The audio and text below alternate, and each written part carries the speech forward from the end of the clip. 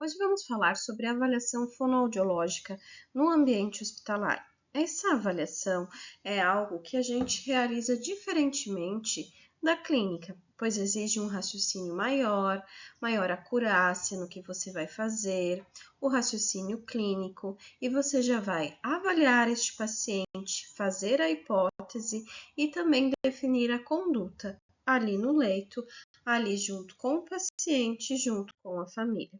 O raciocínio ele vai sempre começar antes de você encontrar este paciente. Muitas vezes você vai receber solicitações para avaliar a deglutição para liberação de dieta ou evolução de consistência. Mas antes de você chegar até o quarto, você vai precisar se perguntar e identificar no prontuário qual o diagnóstico e o momento clínico do paciente. Obviamente que se este paciente estiver internado há 50 dias, você não vai ler as 50 evoluções médicas, mas você vai ler as últimas e verificar como está o diagnóstico neste momento clínico. Se o paciente está alerta e estável, não tem como avaliarmos um paciente sonolento, dormindo.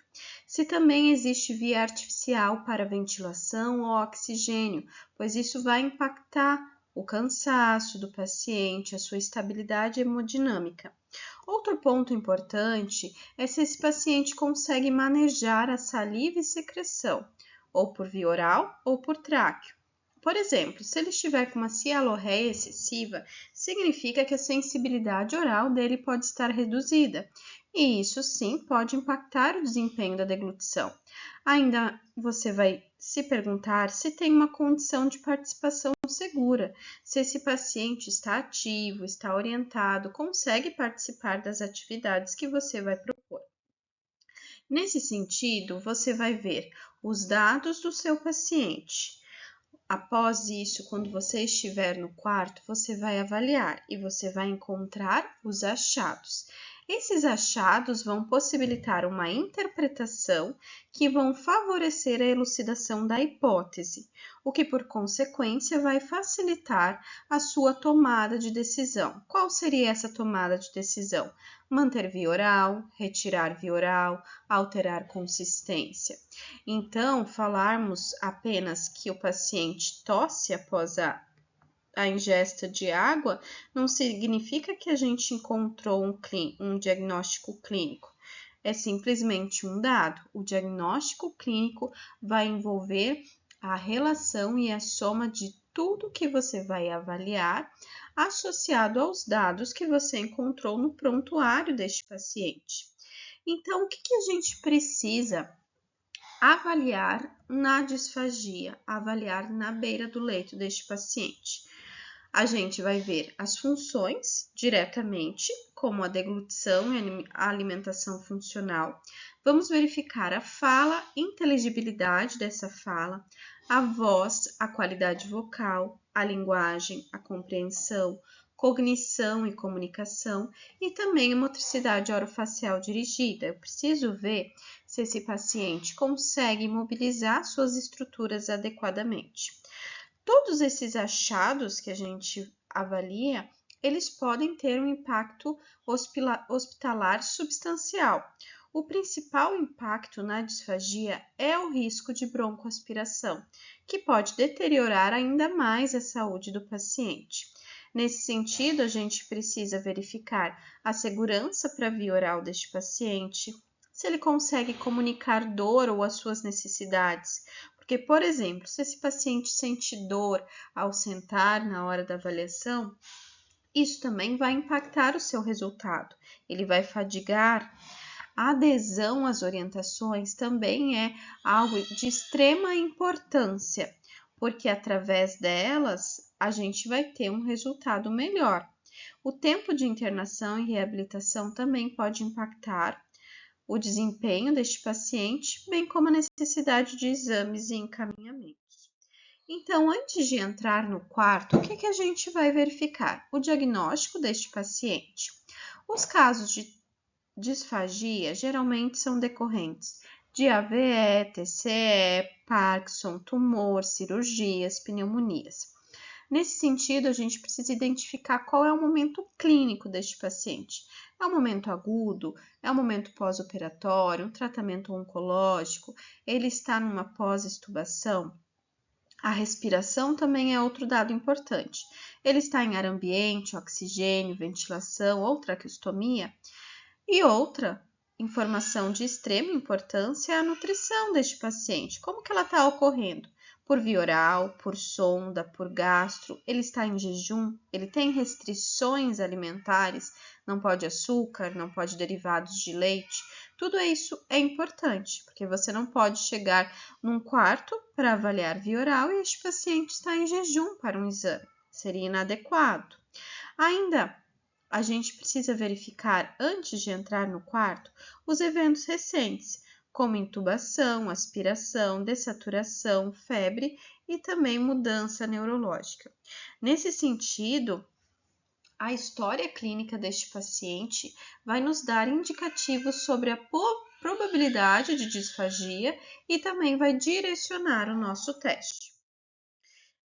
Vamos então avaliar este paciente? Como vamos definir se ele está apto para avaliar? Primeiro ponto é a estabilidade. Ele precisa estar estável e respirando.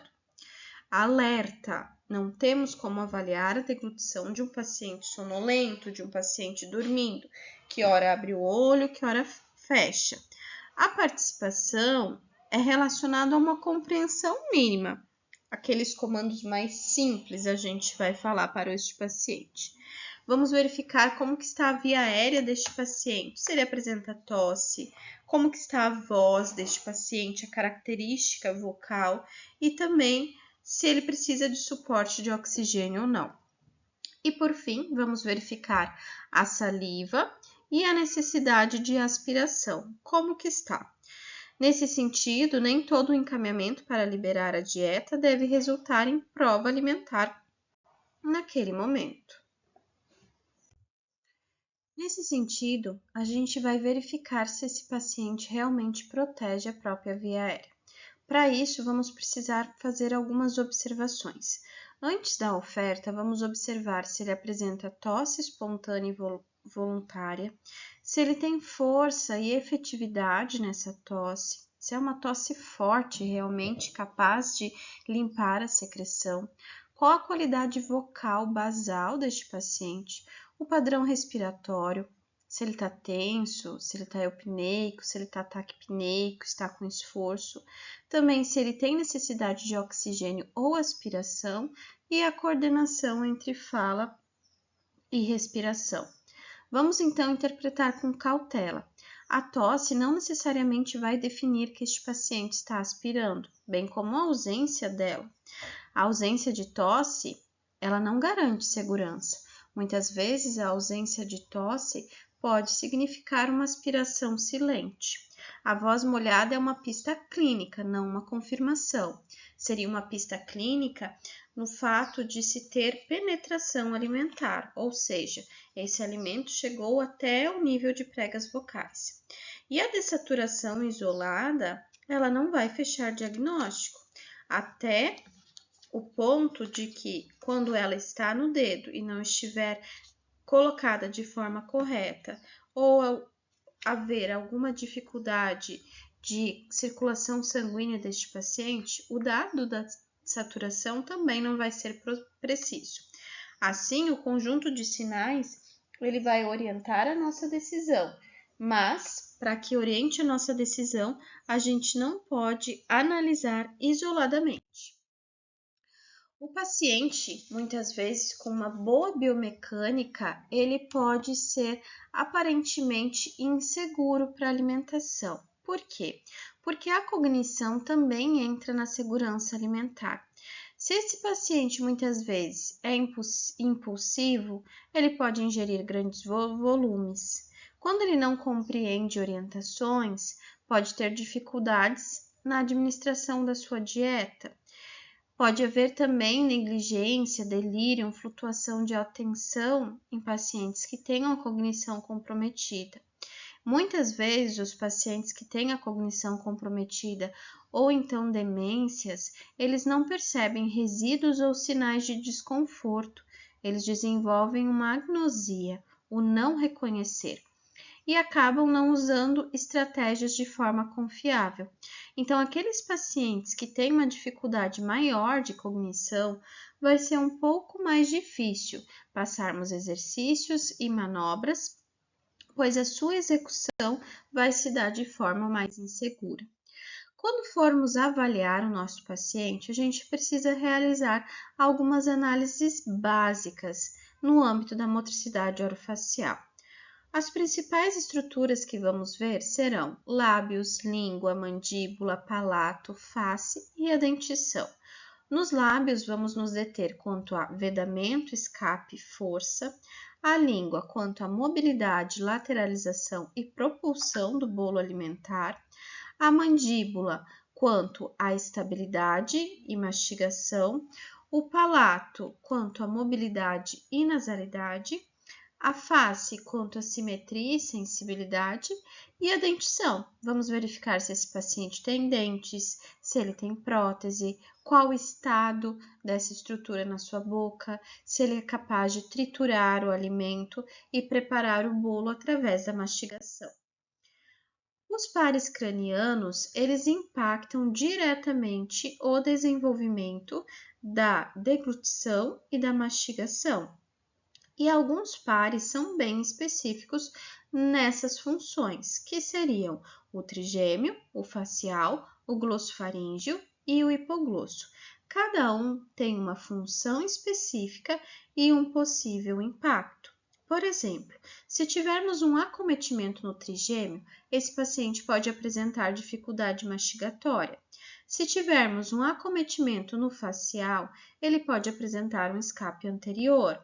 Se tivermos um comprometimento no glossofaríngeo, a voz poderá ficar alterada. E no hipoglosso, o preparo e a propulsão do bolo alimentar estarão prejudicados. Logo, quando a gente realiza a nossa avaliação, é interessante que a gente realize uma relação desta função com a hipótese do caso. A avaliação das secreções, ela é imprescindível e precede a oferta do alimento.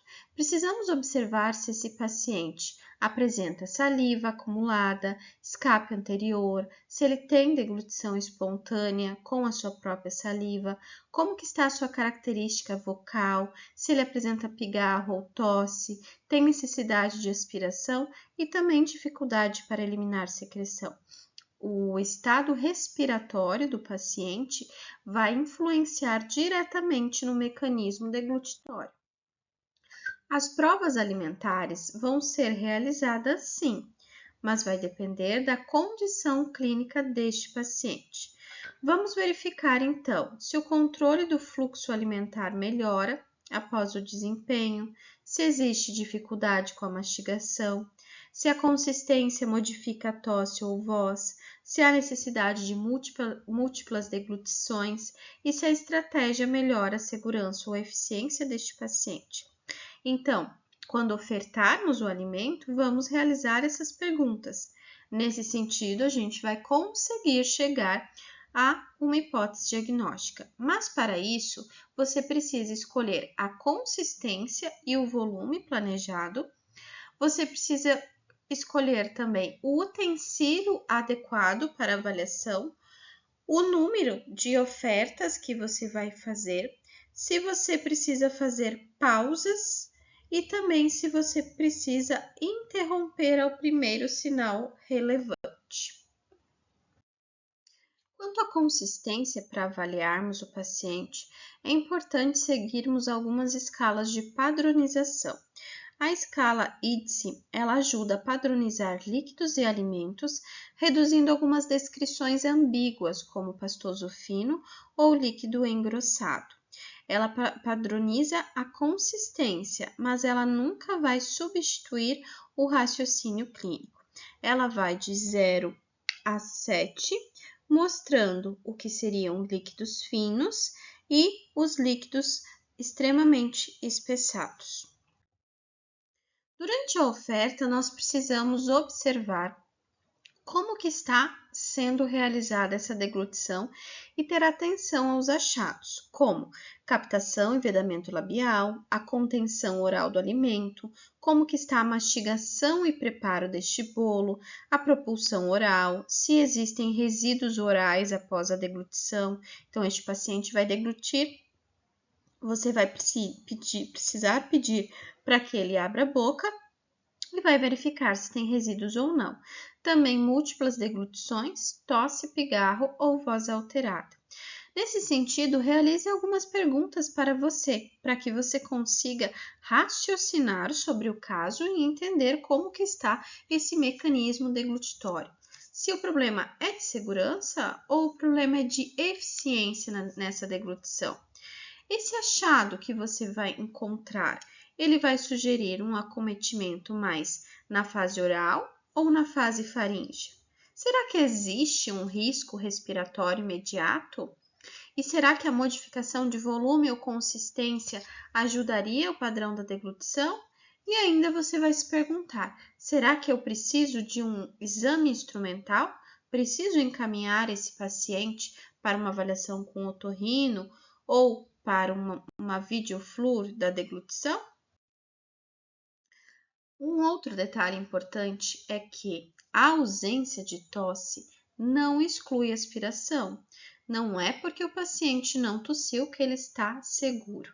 Naqueles casos neurológicos, casos de tráqueo, a gente pode não ter tosse e pode ter a aspiração silenciosa, a aspiração silente. Então, o achado da tosse nunca deve ser visto individualmente. Como que eu vou saber se esse paciente está com aspiração silente? Muitas vezes, por todo o estado clínico deste paciente. Ele está tendo pneumonias de repetição? Como que está a saúde em geral deste paciente? Como que está o ganho de peso? Ele está bem nutrido? Está ficando desnutrido? E muitas vezes, para identificarmos se temos uma aspiração silente, vamos encaminhar para os exames complementares. Existem dois tipos de exames complementares, que seria a nasofibro da deglutição e a videofluoroscopia da deglutição. A nasofibro, ela pode ser feita à beira do leito. A videofluor, não. Esses exames, eles nos possibilitam ver sinais clínicos, eles nos vão direcionar a uma resposta quanto a essa suspeita de aspiração silenciosa e diferenciar os casos entre si. Vamos entender também a fisiopatologia do caso, podemos, durante esses exames, testar estratégias e também verificar alterações estruturais ou pós-operatórias. E ainda isso vai contribuir para que tenhamos uma decisão dietética de alto impacto. Qual exame que a gente pode escolher? A nasofibro da deglutição, que é o primeiro exame, ela vai identificar as secreções e anatomia da laringe e faringe. Ela vai identificar resíduos, penetração e aspiração antes e após. Ela vai permitir múltiplas ofertas e testes à beira do leito. E é excelente para pacientes críticos e traqueostomizados. Contudo, neste exame, vamos precisar do otorrinolaringologista. Já a videofluoroscopia da deglutição, ela visualiza a fase oral e todo o trânsito do bolo alimentar. Ela vai analisar o tempo, a coordenação do movimento, observar a abertura do segmento faringoesofágico e também permitir ver relações dinâmicas entre as estruturas e o bolo alimentar. Nesse sentido, vamos pensar sobre alguns casos. O primeiro caso seria um AVC agudo. Um homem com 71 anos, AVC isquêmico há 20 horas, apresentando hemiparesia à direita e paresia facial também à direita. Quanto à linguagem, apresenta disartria, está sonolento, segue comando simples, está em oxigênio por catéter nasal e sem dieta. que a gente pode fazer neste paciente? Será que a gente primeiro precisa oferecer água ou avaliar a prontidão deste paciente? Nesse caso, a gente vai precisar raciocinar. Qual é o estado clínico neurológico deste paciente? Ele está em vigília? Ele segue comandos? Está difícil focar? Como que está a respiração? Será que essa estabilidade e esforço impactam na deglutição? As secreções também, como que está o manejo da saliva e voz? A sua motricidade miofuncional, ele está apresentando paresia do lado direito. Também está apresentando sensibilidade e controle oral reduzido. Nesse sentido, nós vamos decidir se a gente precisa testar, adiar ou indicar algum instrumento. Como o AVC é recente, talvez a gente precise primeiro rastrear a segurança dessa deglutição e adiar um pouco mais a prova com alimentação. Quando se trata de Parkinson, que é uma doença neurodegenerativa, a gente pode ter muitas outras complicações. Olhem só, uma mulher de 76 anos com uma alimentação muito lenta e uma perda de 5 quilos. Ou seja, o tempo de trânsito oral dela está impactando a nutrição e ela está perdendo peso. A voz dela é hipofônica, ela tem dificuldade para deglutir comprimidos, realizando múltiplas deglutições e não tosse. Mas será que a ausência de tosse nos tranquilizaria, pensando que ela está comendo muito lentamente e já perdeu 5 quilos em pouco tempo? O que a gente vai investigar então neste caso? O tempo de refeição e fadiga, porque isso está ocasionando uma perda ponderal e também uma possível dificuldade de hidratação. Essa dificuldade para deglutir medicamentos seria relacionado ao quê? Talvez uma dificuldade de ejeção na língua? Os resíduos e múltiplas deglutições, históricos de pneumonia e também como que ela percebe a sua própria sintomatologia. No Parkinson, a gente já tem algumas hipóteses prováveis. A principal é a bradicinesia e rigidez, que é algo do caso clínico. A redução de propulsão oral e faríngea se associa com a dificuldade dos medicamentos. Os resíduos que ficam em cavidade oral, eles podem ser um risco significativo após a deglutição. A tosse reduzida ou tardia pode mostrar que a sensibilidade intraoral, faríngea e laríngea deste paciente já está comprometida. Então, neste caso, sim, podemos já ter aspiração silenciosa. Se tudo isso persistir, talvez devamos encaminhar para um exame instrumental. Já no câncer, a gente vai ter outro raciocínio clínico. A gente primeiro precisa perguntar: onde está o tumor?